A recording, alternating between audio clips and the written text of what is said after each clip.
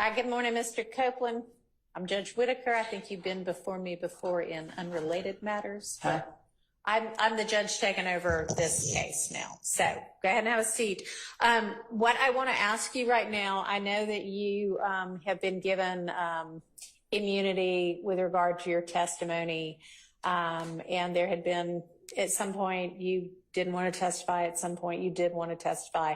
The first question I have for you... I never wanted to testify. Okay, the first, well, right, want to is maybe the wrong term, but my question for you right now is, do you have an attorney at all? I don't know. You don't know whether you have an attorney? I would think that would be a no then, if you don't know whether... I was talking to Melnick, but... Melnick? Yes. Okay. Didn't he ask to be relieved as your attorney, and did you sign something saying that's okay, you can get out of this?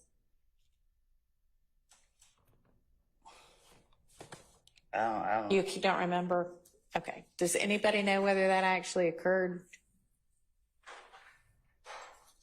I don't believe it occurred. Okay. I believe that Miss Bumpus, I know she was stand-in. she was standing, and I believe something was said on the record to the effect that Miss Bumpus was relieved. But yeah, I know she was. There was nothing about Mr. Melnick to my knowledge. Okay, maybe we... There was. Miss Bumpus actually said yesterday, I believe, during her testimony, that Mr. Melnick had directed her to tell Mr. Copeland that he could either exercise his, well, choose not to testify. Right. Or if he chose to testify, according to Miss Bumpus. Yeah, I remember she said, there's this paper I'm supposed to get him to sign. I'm trying to figure out whether it got signed. So I never got Mr. Melnick off my case. Okay, so he's still your attorney then? I guess. Okay, all right. Well, then that's the answer we've got for that. All right, so I'm going to try to get a hold of Mr. Melnick and see if he can be here with us this afternoon, because some of what I suspect you recall when you were brought into Judge Glanville's chambers with Ms. Bumpus and a couple of the people from the state, and there was a discussion that Ms. Bumpus and Ms. Hilton and Judge Glanville had with you. You asked some questions. They gave you some information. Some of that information was not actually factually correct.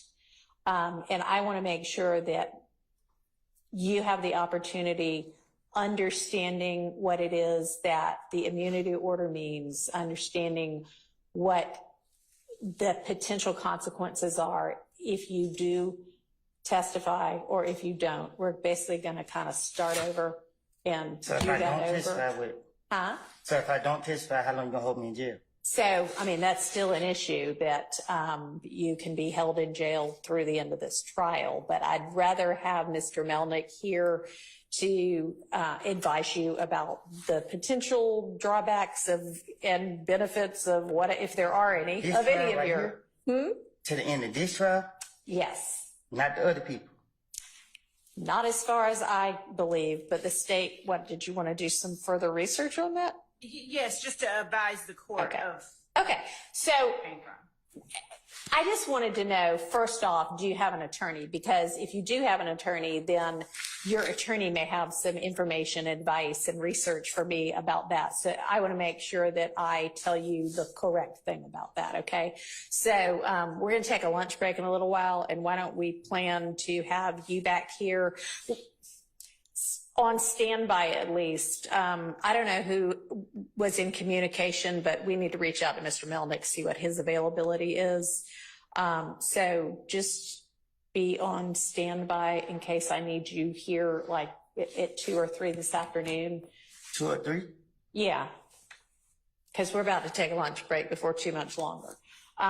So you're okay to leave for the next couple of hours, but stay where whomever reached out from the state can reach you to let you know whether you need to be back here this afternoon or potentially tomorrow instead, okay? All right. All right, thank you.